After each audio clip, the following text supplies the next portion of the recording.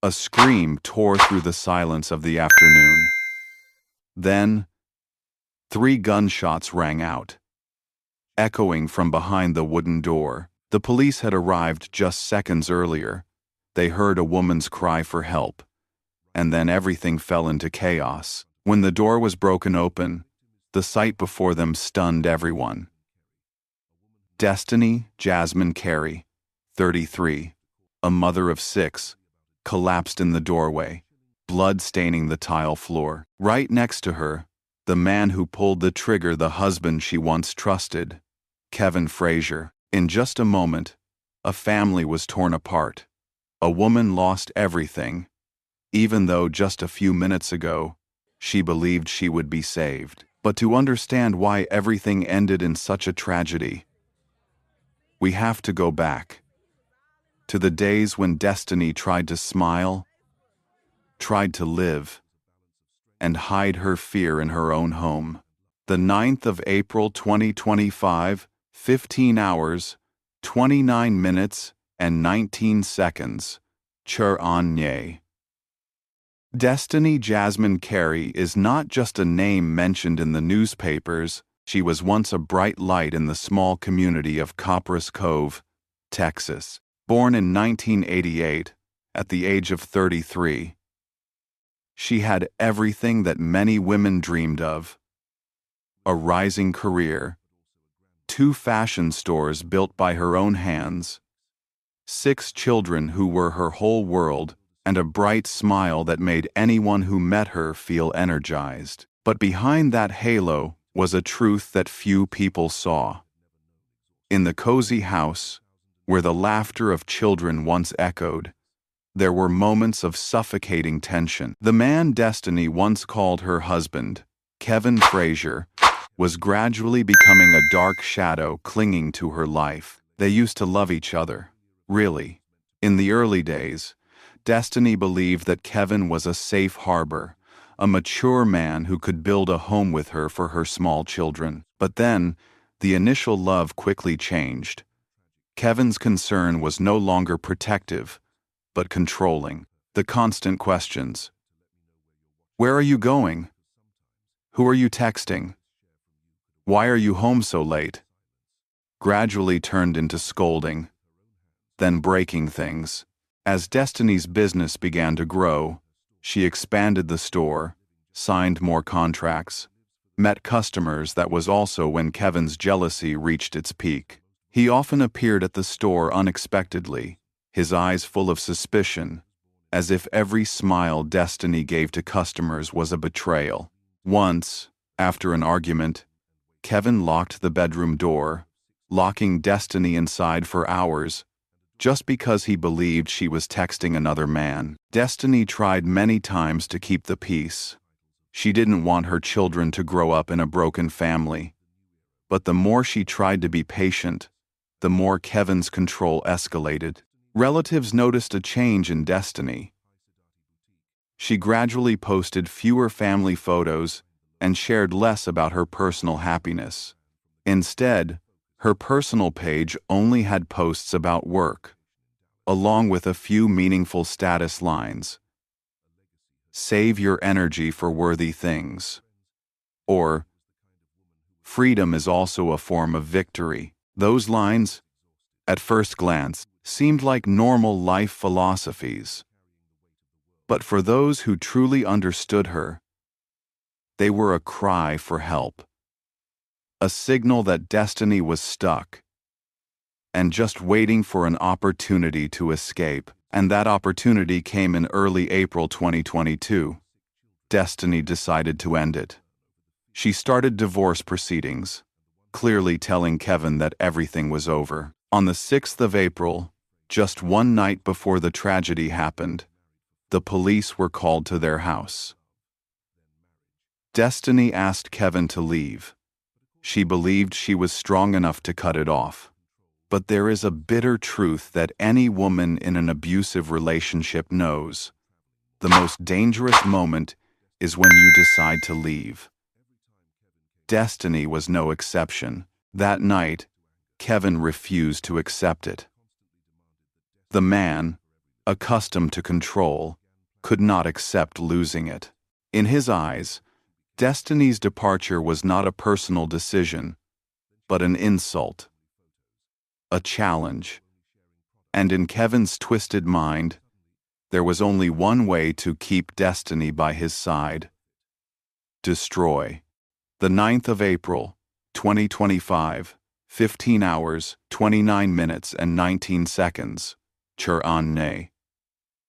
The next morning, Destiny called 911. There was a gasp on the other end, then a scream, and then silence. When the police arrived, they still believed they could save her. But seconds later, before the door could open, 3 shots rang out. And in that moment, all hope was lost. What makes this case even more haunting is not just that Destiny was murdered, but how she was killed right in front of the police, right after calling for help, in the home she had hoped would be safe. Her sister Demetria's words still send chills down people's spines. "My sister did everything they say women should do to survive. She called the police. She filed for divorce. She shared her fears with everyone, but in the end, she died." Destiny's death was not just a crime, but also a chilling interrogation of society. When a woman bravely speaks out, calls for help, and is still not protected, what can we say about safety? Behind that bloody door were 6 helpless children, a shattered future, and a question that continues to resound. Could things have been different if Kevin had been forced out of that home the night before? There are many more details behind this that will leave you speechless. If you find it worth listening to, don't forget to subscribe so you don't miss the next part. The 9th of April 2025, 15 hours 30 minutes and 30 seconds. Chur-an-ne. Before everything came crashing down that afternoon, Destiny was a model of strength. To her friends, she was a woman who could hold a baby in her arms, answer customers on the phone, and do paperwork for a fashion store. Some people said Destiny never gets tired. But only she understood that those sleepless nights were not because of work, but because of fear. Destiny met Kevin Frazier at a time when she was longing for a complete home. 6 children, 1 still in diapers, 1 already a mother when she was in her 30s. She never shied away from that burden, but somewhere, Destiny still wished for a man to come into her life, to be a support, a hand that could hold her hand when she was tired. Kevin appeared at the right time, with sweet words and seemingly unconditional care. In the early days, they were passionately in love. Kevin made Destiny feel protected and listened to. He bought her small gifts, showed up at family gatherings, and created an image of a model husband. Destiny's friends even breathed a sigh of relief, thinking that she had finally found her other half. But no one expected that this false peace was the door to darkness. As the honeymoon months passed, Kevin began to show his annoying habits. At first, it was just random questions. "Why are you late? Who just called you?" Then it became jealousy when Destiny put on makeup to go out, or when she posted a photo of herself smiling brightly on social media. Gradually, those questions turned into surveillance. Kevin often stopped by Destiny's store unexpectedly, just to make sure she didn't do anything wrong. Once, when he saw a male customer coming out of the store, he got angry and yelled at everyone. Destiny's career, which she devoted her heart and soul to, became the fuel for her husband's anger. Relatives said that every time Kevin entered the house, the atmosphere was tense. Destiny's children sat silently, because just one wrong word, one inappropriate laugh, could cause his anger to explode. One time, In a fit of anger, Kevin smashed furniture in the house, leaving the children with panicked eyes. Another time, he locked the bedroom door, locking Destiny inside for hours, just because he suspected her of texting with a man. The scary thing is that Kevin was not always violent. Occasionally, he showed remorse, apologized, and vowed to change. Those tears and apologies made Destiny soften many times. Between love, pity, and the fragile hope that this man could change, she tried to stay. However, the truth was much more cruel. Every time she forgave, Kevin became more and more aggressive. He became more and more obsessed, not only wanting to control Destiny in the family, but also in society. He was jealous of her independence, angry when she spent time on work instead of him, and in Kevin's eyes, Destiny's success was not a source of pride, but a threat. The 9th of April 2025, 15 hours 30 minutes and 30 seconds. Chur-on-ne. Destiny began to realize that this was no longer love. This was possession. Once, she confided to her sister, "I feel like I'm being watched every day. He's always there, always suspicious, always wanting to control my every breath." On social networks, Destiny gradually stopped posting family photos. Instead, vague status lines appeared. Freedom is not selfish. Freedom is living without fear. To outsiders, it might just be words of encouragement, but to Destiny, it was a cry for help, hidden in every word. As time went on, Destiny's fear grew, not only for herself, but also for the children. She knew that if she left the wrong way, Kevin would not hesitate to harm both her and the children. So, Destiny's every step had to be carefully calculated. She collected the papers, prepared for divorce proceedings, and began to seek help from the police. On the night of the 6th of April, 2022, Destiny was no longer silent for the first time. When the police arrived, she bravely made it clear. She wanted Kevin to leave the house. She wanted to end it. But when the door closed, Destiny did not know that she had just put herself in the most dangerous moment. Because for those who are used to living by control, losing that power is more devastating than death. And Kevin chose to make everyone fall into the abyss. That night, Destiny believed that she was strong enough to start a new life. But did she know that, for someone like Kevin, the word end is not the beginning of freedom, but an invitation to death? The 9th of April 2025, 15 hours 31 minutes and 16 seconds. Chur-on-ne. That night, the sky over Greensboro was overcast, and the wind blew cold, signaling rain. In the small house where Destiny and her children lived, the yellow light from the living room could not dispel the heaviness that pervaded the house. Kevin had been ordered to leave. The police were on Destiny's side, at least for that moment. But Destiny knew that it was not over. As the door closed, she could still feel Kevin's fierce gaze, his unwillingness to let go. Around 11 p.m., Destiny's phone rang. The screen displayed Kevin's name. She hesitated for a few seconds, then resolutely refused to pick up. But just a few minutes later, the doorbell rang repeatedly. Kevin stood on the porch, knocking with his fist, his voice screaming, "Open the door, Destiny. We need to talk. I'm not going anywhere." The children ran to hug their mother in panic. Destiny held the youngest child in her arms, her other hand shaking as she dialed 911.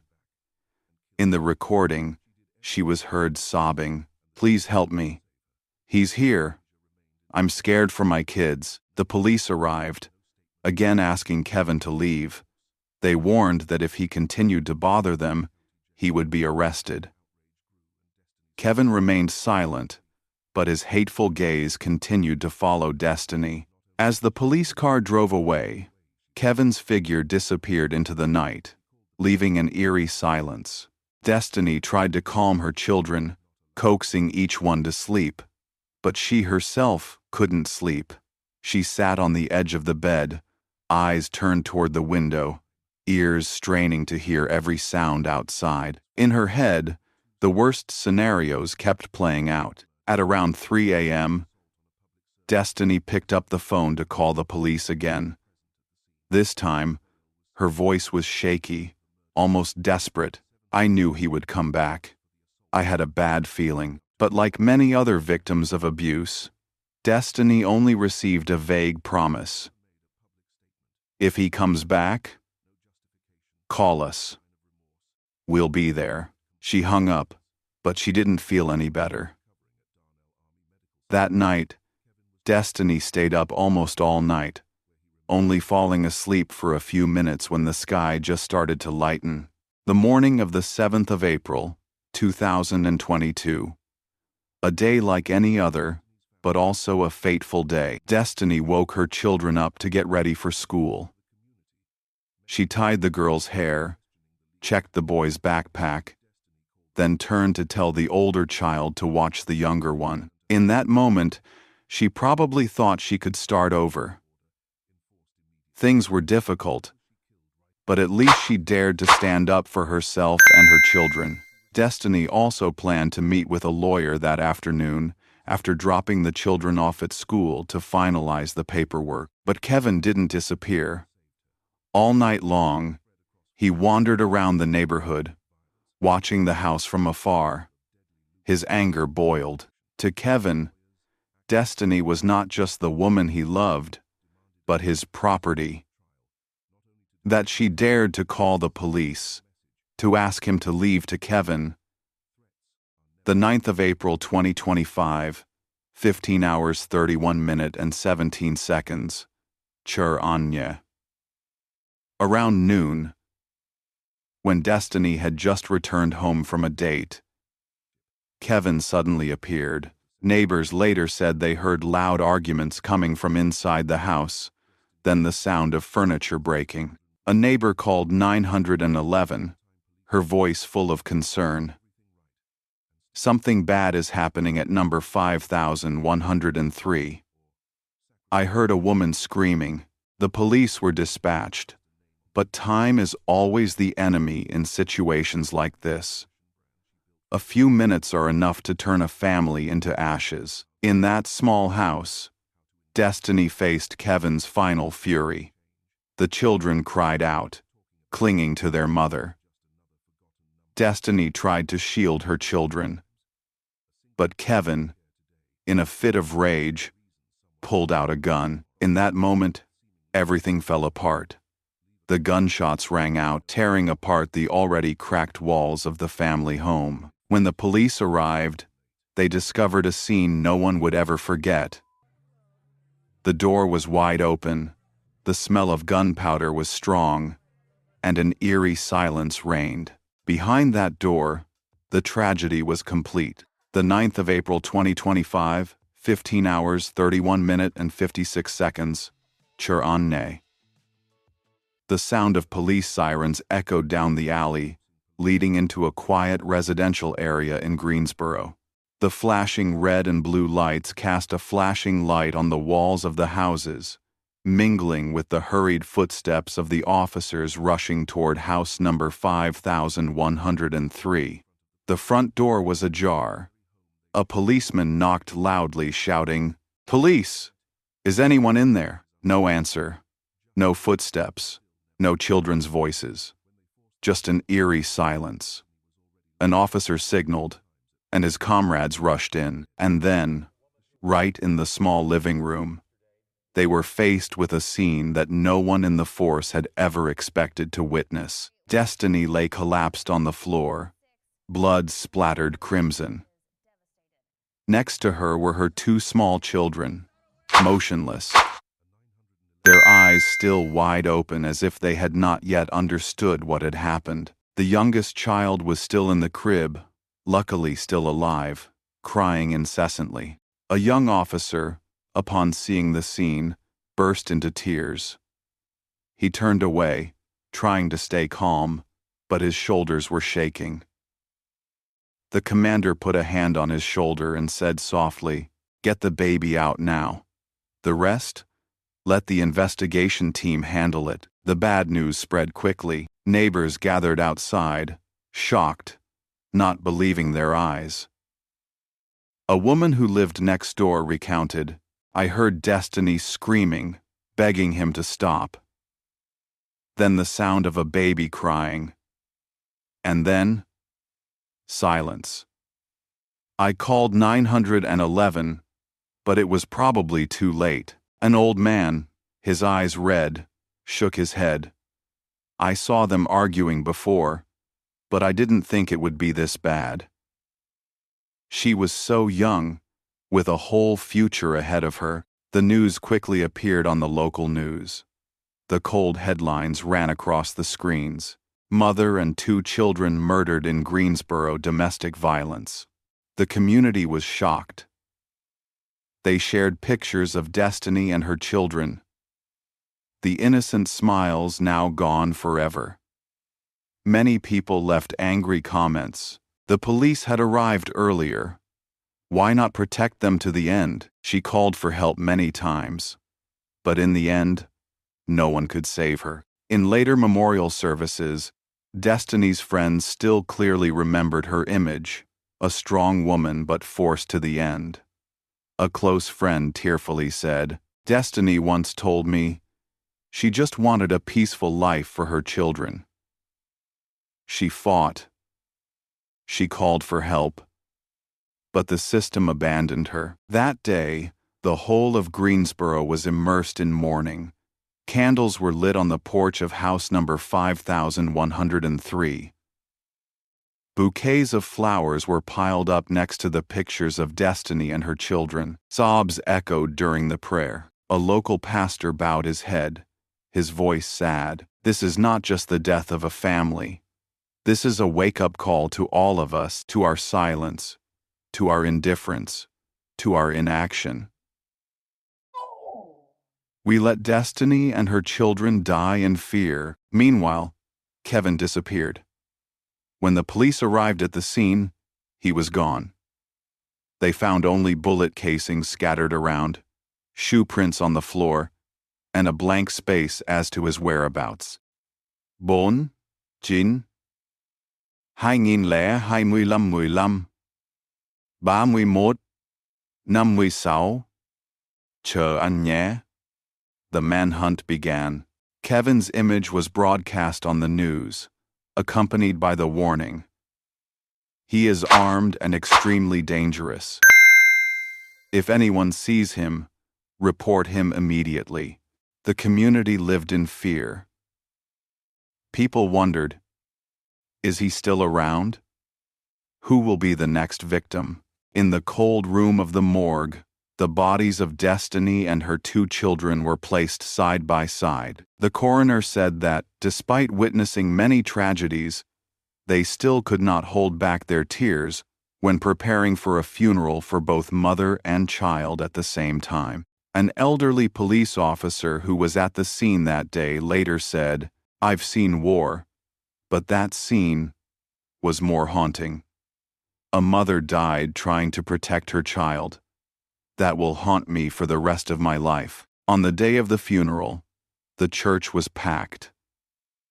Tiny white coffins were placed next to Destiny's larger casket. Heartbreaking cries echoed throughout the sanctuary. Another child, a classmate of Destiny's daughter, held a card scribbled, "I will miss you forever." Everyone wondered, if someone had listened to Destiny sooner, if the police had been more forceful, if Kevin had been stopped in time, would the 3 of them still be alive? But those questions were too late. The deaths of Destiny and her children became a painful milestone, a wake-up call that Greensboro could never forget. The 9th of April, 2025, 15 hours, 32 minutes, and 31-second. Cheranye.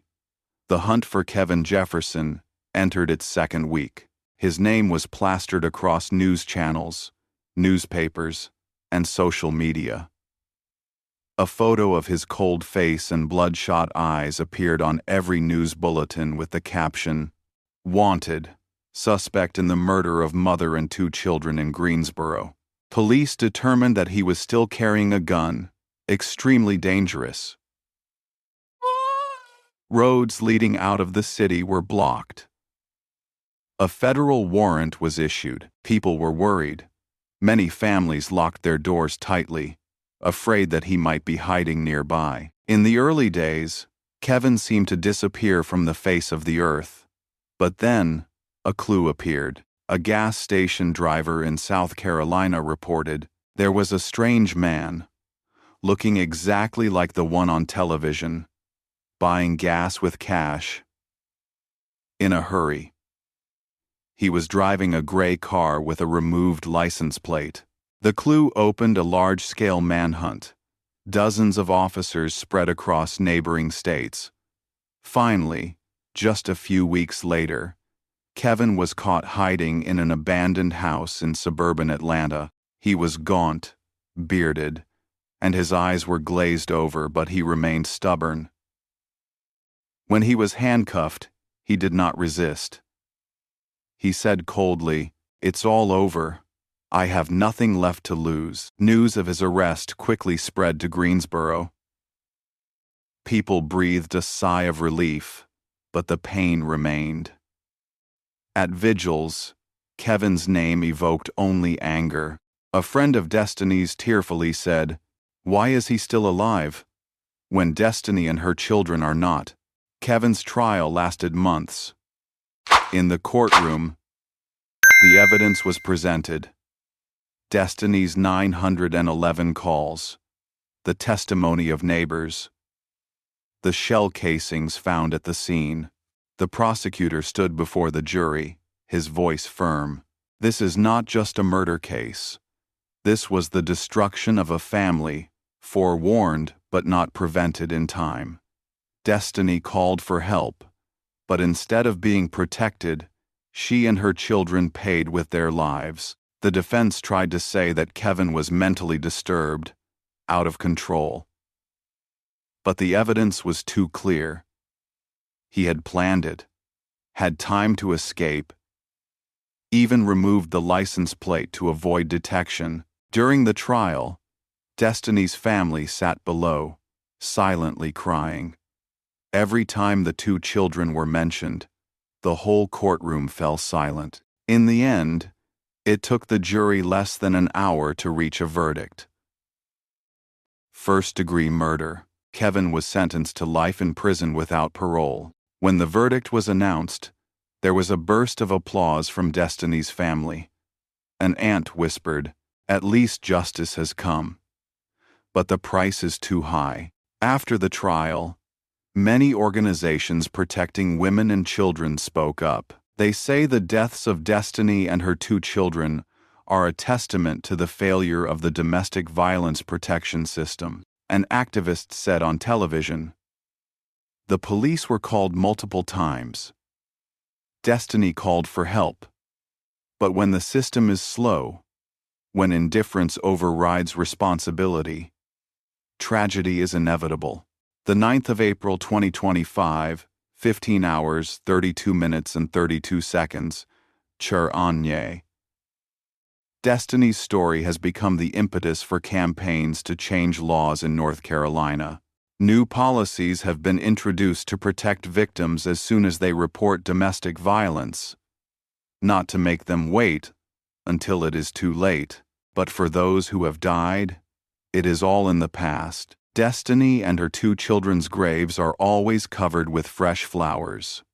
Friends and neighbors visit regularly. Every time the children have a birthday, someone ties a balloon to the tree near the grave, letting the wind blow it away, as if sending a wish to heaven. A neighbor once said at the memorial, "Destiny did not die in silence. Her death shook the city. It forced us all to face the truth. Domestic violence is a disease, and if we don't act, there will be more destinies. As the sun set over Greensboro, the candlelight on Destiny's porch still flickered. People came, laid flowers, whispered prayers. A small sign hung just outside the gate. Remember Destiny and the children, and never let a cry for help go unanswered. It was a final message, a reminder to all that sometimes just a timely action, a listening ear, a timely protection can save a family from tragedy.